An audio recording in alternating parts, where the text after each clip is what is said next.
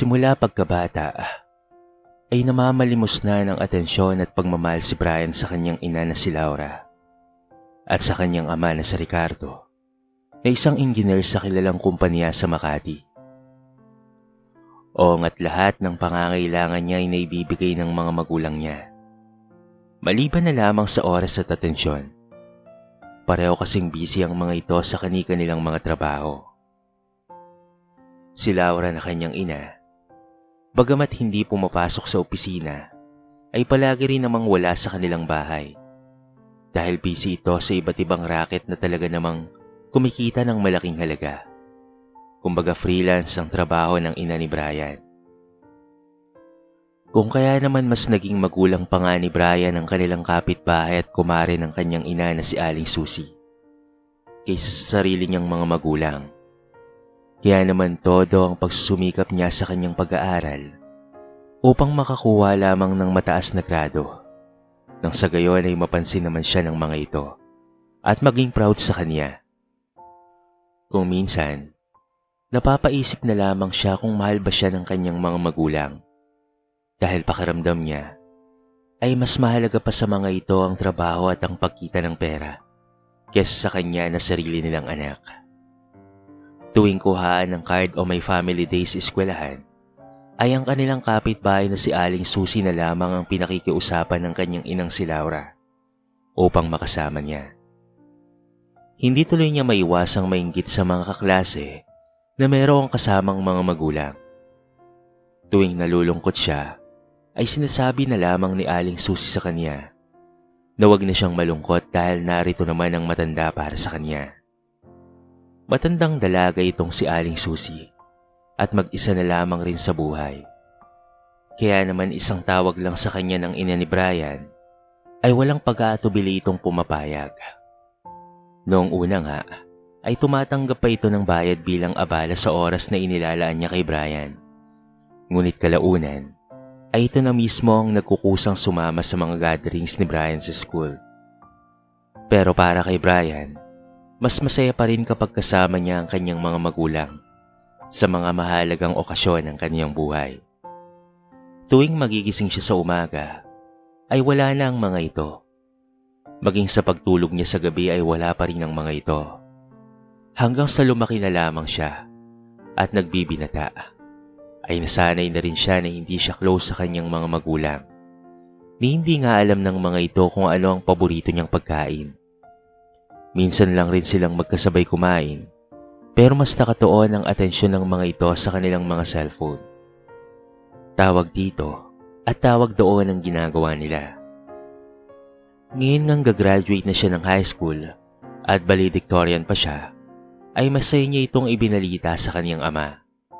Ngunit ngumiti lamang ito at sanay niya sa na meron itong kausap. Kaya naman hinintay niya itong matapos makipag-usap at muling sinabi ang magandang balita. Congratulations anak. Paano? Sige na, kailangan ko lang pumunta sa opisina. May bigla lang emergency. Wika nito at tumingin sa relo at nagmamadaling umalis sa harapan niya.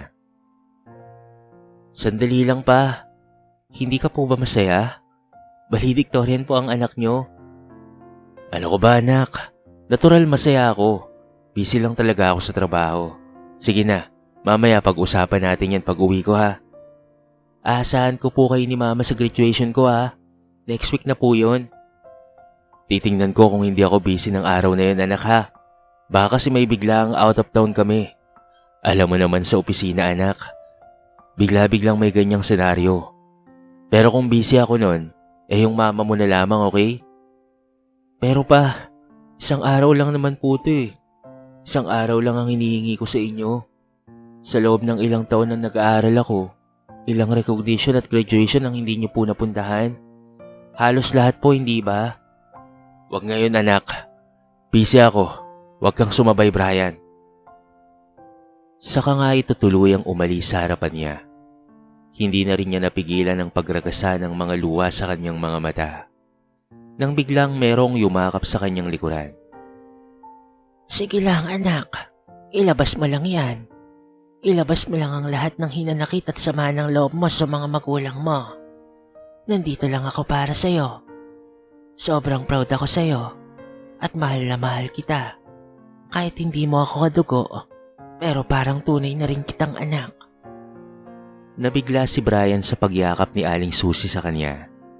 Naroon pala ito sa mga sandaling iyon. May dala-dala itong lutong ulam na ibibigay sana sa kanya nang maabutan ng pagtatalo nilang mag-ama. Humarap naman siya rito at niyakap rin niya ito. Nagpatuloy lamang siya sa pag-iyak hanggang sa wala na siyang mailuha pa. Sana ikaw na lamang po ang naging nanay ko. Lagi po kayong nandyan para sa akin. Mas kilala mo pa nga po ako kaysa sa sarili kong ina eh. Halos buong oras niyo po na Susie ay nasa akin na po. Ayos lang yan anak. Masaya naman ako eh. Dahil nariyan ka. Kaya nga nang sabi ko sa'yo kanina, parang anak na kita. Pamilya na ang turing ko sa'yo, iho. Hayaan niyo po na Susie. Kapag ako na po ay nakagraduate ng college at natupad ko na po ang pangarap ko, babawi po ako sa'yo. Hindi po kita papabayaan. Thank you for everything you've done for me. Hindi ko po alam ang gagawin ko kung wala po kayo. Ano ka ba, iho? Wala sa akin yon. Saka wag mo na akong intindihin. Ang pagtuunan mo na lamang ng pansin ay ang magkaroon ka ng magandang kinabukasan. Hindi po ako papayag na hindi kita kasama. Ako po ang mag-aalaga sa iyo dahil sa mga panahon na kailangan ko ang mga magulang ko. Ikaw po, Nanay Susie, ang palaging nariyan para sa akin. Kahit ngayong binatilyo na po ako, nandito pa rin po kayo. Mahal na mahal po kita. Mahal na mahal rin kita, Brian, anak. Hindi ka na iba sa akin. Sunod nga niyang ibinalita sa kanyang inang si Laura na siya ay isang valedictorian.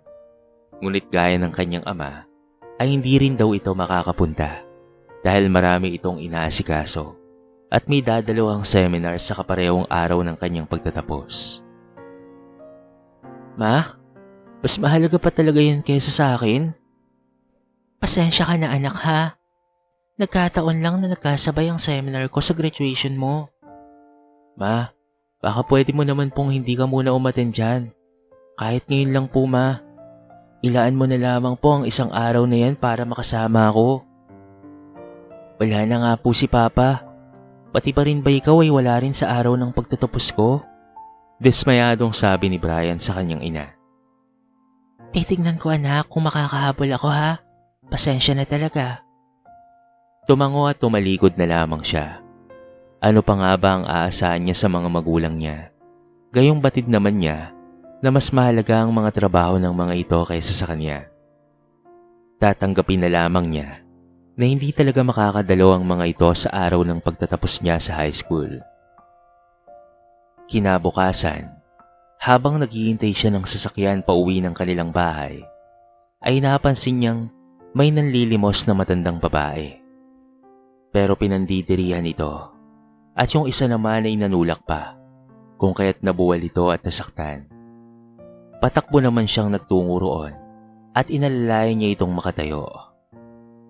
Ayos lang po ba kayo, Lola? Loko yung batang yun ah. Hindi ka na nga binigyan ng pera. Itinula ka pa. Ayos lang ako, iho. Maraming salamat sa pagtulong sa akin na makatayo. Sanay na ako sa pananakit nila sa akin. Lagi namang ganon. Tara po dito sa tindahan. Ibibili po kita ng pagkain. Maraming salamat, iho. Sakto at hindi pa ako nanananghalian. Napakabait mong bata at napakagwapo pa. Naku Lola, nambola pa po talaga kayo. Pero salamat po sa papuri ha. Tara ho. Sa karinderiya niya na nga lang ito dinala upang makakain na ito ng kanin at ulam. Lola, may iba pa po ba kayong gusto bukod dito sa tinolang manok? Nako, ayos na sa akin ito, iho. Maraming salamat ha. Mabubusog na ako rito. Ikaw, ayaw mo bang kumain? Sa bahay na lamang po ako, Lola. Tumango naman ito at nag-umpisa ng kumain. Siya naman ay tumayo na at nagtungo sa tindera. Kinausap niya ito na kung maaari ay pakainin ng matandang pulubi araw-araw at nag-iwan siya ng pera budget ng matanda. Pumayag naman ang tendera, kaya mabilis niyang ibinigay ang pera. Ibigay niyo po ang mga gusto niyang pagkain. Ito rin po pala ang number ko. Kontakin niyo na lamang po ako kapag ubos na po ang budget niya. Magbibigay po ulit ako. Bumili na nga rin siya ng tissue at pinunasan niya ang mukha ng matanda. Maya-maya lamang ay may dumating ng sasakyan. Kaya naman kailangan niya na itong iwan. Magdidilim na rin kasi ng mga oras na yon.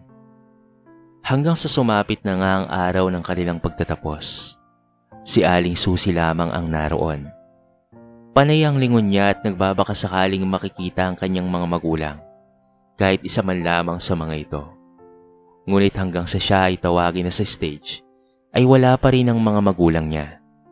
Hindi tuloy niya alam kung itutuloy pa ba niya ang inihanda niyang speech para sa mga ito. Napayuko na lamang siya habang pumapatak ang mga luha sa kanyang mukha. Nang may biglang sumigaw, kaya naman muli siyang napaangat ng tingin. Anak, proud na proud ako sa iyo. Mahal na mahal kita. Sigaw ni Aling Susi. Dahil doon, ay napangiti siya. Hindi man dumating ang mga magulang niya, ay naroon naman si Nanay Susi, na palaging nakaagapay sa kanya. Ang taong bagamat hindi niya kaano-ano, ay nagsilbing ama at ina sa kanya. Salamat po, Nay Susi.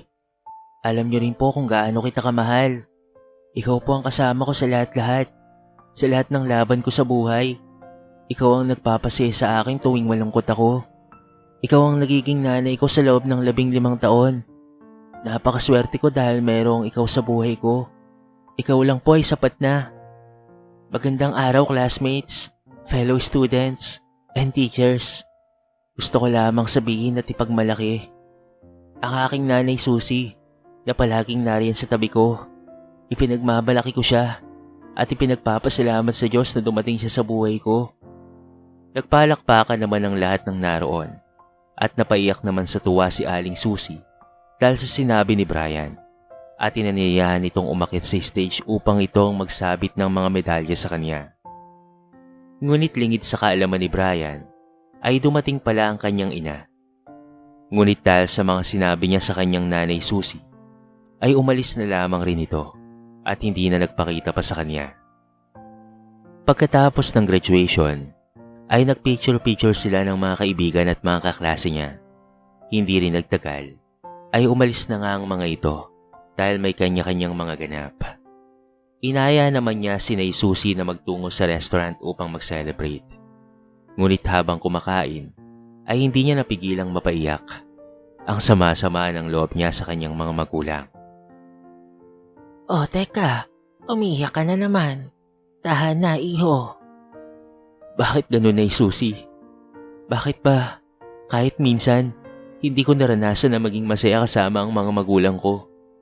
Hindi lang naman pera o material na bagay ang kailangan ko eh. Kailangan ko rin ng pagmamahal, oras at atensyon nila. Araw-araw iniisip ko kung mahal kaya nila ako. Para akong hangin para sa kanila. Hindi nakikita at hinahawakan. Kahit nung araw nang nagkasakit ako, ikaw lang po yung nariyan para sa akin eh. Huwag mo po akong iwan na ya. Hindi ko po alam kung paano na lamang po ako kapag wala ka sa tabi ko. Hindi ako mawawala sa iyo. Nandito lang ako palagi para sa iyo, iho. Lagi kong sinasabi to, kasi yun yung totoo. Sige na, kumain ka na ha. Baka isipin ng mga tao pinapaiyak kita. Sobrang naaawa lang talaga si Aling Susi sa kanyang anak-anakan na si Brian. Bata pa lamang kasi ito, ay talaga namang pinapabayaan na ng mga magulang. Sadyang nagmamalasakit lang talaga siya kay Brian. Napangiti si Brian sa sinabi ng matanda. At ito pa mismo ang nagpunas sa mga luha niya. Pag-uwi nila ng bahay, ay naabutan niya roon ang mama niya. Nakatingin ito sa kanila habang masaya silang nag-uusap ni Aling Susi. Ngunit ang mga ngiti niya sa labi ay napalitan ng lungkot. Hindi po talaga kayo nagpunta, Mami. But it's okay. Tinanggap ko na po sa sarili ko na malabong maging mga magulang kayo sa akin. Kung noon ngang bata pa ako hindi kayo nagpupunta sa school. Kahit anong ganap, family day man o graduation, ngayon pa kayang binatilyo na ako? Lalamang sasabihin nyo na kaya ko naman na ang sarili ko at na malaki na ako. Maring Susie, ako na ang bahala dito. Pwede ka nang umalis. Alam kong pagod ka na rin. Masyado mo nang ginagampanan ng papel ng isang ina.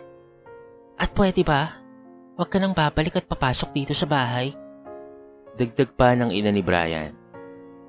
Hindi maaari. Hindi mo to pwedeng gawin, ma. Siya na lamang ang meron ako.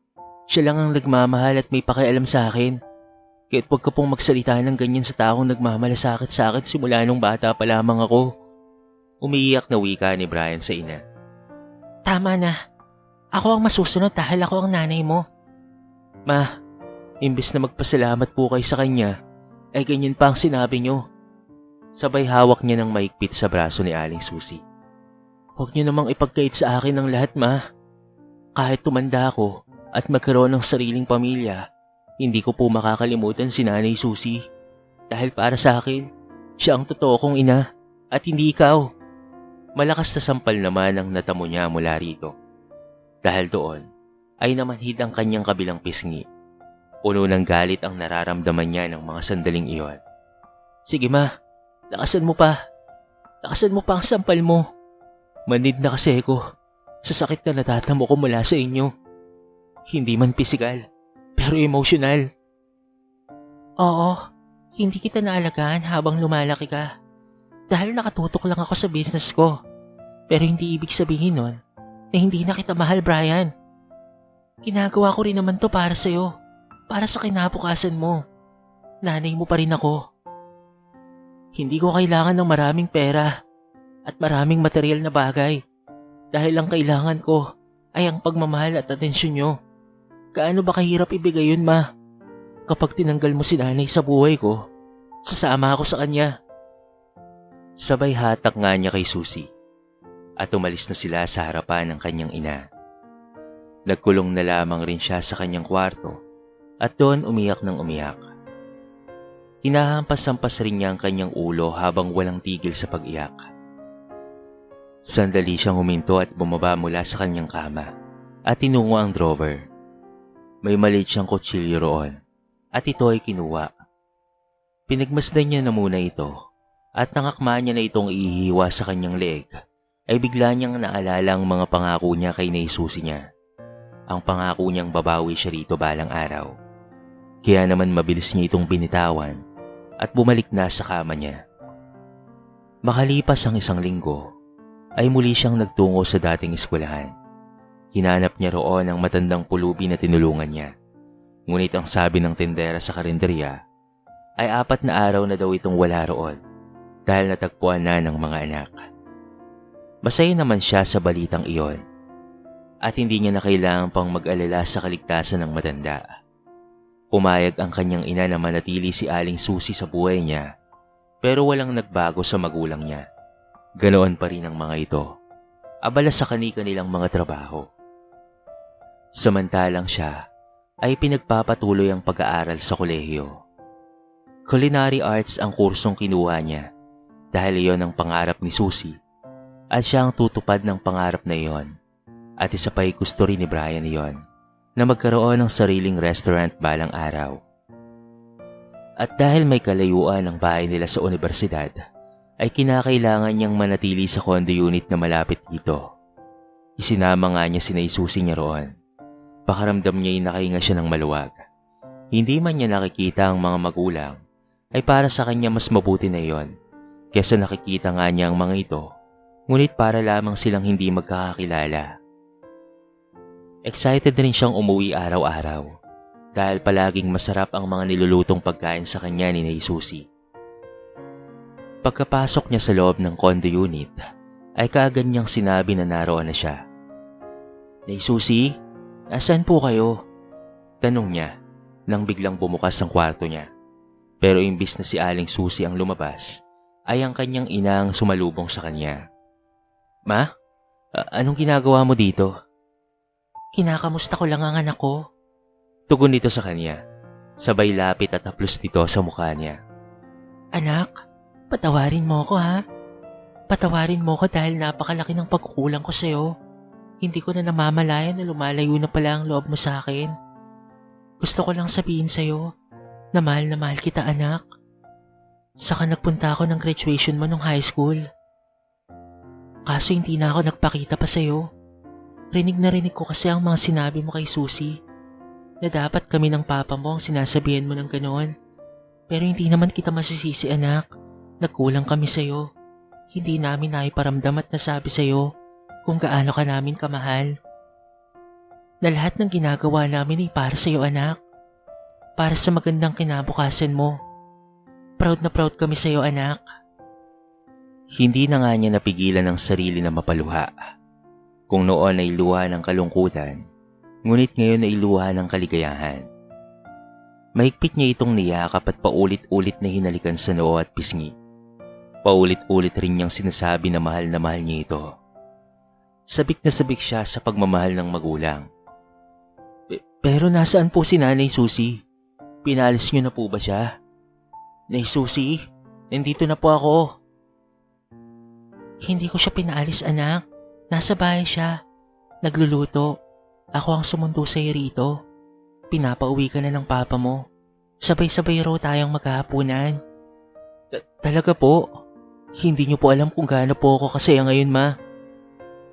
Halika na, anak. Hinihintay na tayo ng papa mo sa bahay. Masaya nga silang nagkwentuhan pagkatapos nilang kumain. Halos walang paglagyan ng saya na nararamdaman niya. Sa wakas, ay natupad na rin ang matagal na niyang hiling na masabi ng mga magulang niya na mahal siya ng mga ito at ang magkaroon ng oras para sa kanya. Dahil doon, ay mas lalo siyang ginanahang mag-aral, lalo na't suportado ng kanyang ama ang kursong kinuha niya. Nangako rin sa kanya si Ricardo na ito na ang bahalang bumili ng lote na pagtatayuan niya ng restaurant kapag siya ay naging isang chef na. Hanggang sa dumating na nga ang araw na pinakahihintay niya. Sa loob ng 4 na taon niya sa kolehiyo, sa kursong Bachelor of Science in Culinary Arts, ay sa wakas ay nakapagtapos na nga siya. Hindi man siya summa cum laude, ay magna cum laude naman siya. At sa unang pagkakataon, ay naroon na ang kanyang mga magulang, maging ang kanyang nanay Susie. Sa labis na tuwa niya, ay napadapa pa siya sa semento na paulit-ulit na nagpapasalamat sa kanyang mga magulang. Dahil tinupad ng mga ito ang pangako na hindi sila mawawala sa araw ng pagtatapos niya. I'm so proud of you, son. You did it. Congratulations. And I love you so much, my son. Mahigpit na yakap na iginawad niya sa mga ito, maging sa kanyang nanay Susie. Tinupad rin ng kanyang ama ang pangako nito sa kanya na ipagpapatayo siya nito ng restaurant at ang naging katuwang niya roon ay ang kanyang nanay Susie. Hanggang sa ang kanyang restaurant nga ay naging kilala rito sa Pilipinas at nagkaroon nga ng iba't ibang branch sa iba't ibang lugar. Wala na nga siyang mahihiling pa dahil lahat ng gusto niyang mangyari ay nangyari na. Magpapatayo ka pa ba ng sarili mong bahay, anak? Para sa iyo na tong bahay natin, anak. Wala naman kaming ibang mapag-iwanan nito kung hindi ikaw lang, anak. Saad na Ricardo. Hindi na po pa. Kung nasaan po kayo, naroon po ako. Magkakasama po tayo habang buhay. Masayang nagyakap ang pamilya. Ang dating walang kibuan, ngayon ay punong-puno na ng samahan at punong-puno ng pagmamahalan. Kung minsan, dahil sa pagiging busy natin sa ating mga buhay, ay nakakalimutan na nating kamustahin man lamang ang ating pamilya. Na siyang nagiging dahilan kung bakit napapalayo ang loob natin sa isa't isa. Kaya naman ang aral ng kwentong ito, na kahit pag-aano tayo kabisi sa ating mga buhay, ay maglaan pa rin tayo ng oras at panahon para sa ating pamilya. Sapagkat hindi na maibabalik pa ang mga panahon na lumilipas. Baka mamaya, huli na ang lahat bago natin ma-realize na mas mahalaga pala ang pamilya kesa sa ibang bagay. Dito na po nagtatapos ang ating maiksing kwento sa araw na ito. Sana po ay nagustuhan nyo. Kayo mga kabarangay, anong masasabi nyo sa ating kwento? I-comment nyo naman sa baba ang inyong mga reaksyon at babasahin natin ang lahat ng yan. So paano ka barangay? Hanggang sa muli, thank you so much and peace out.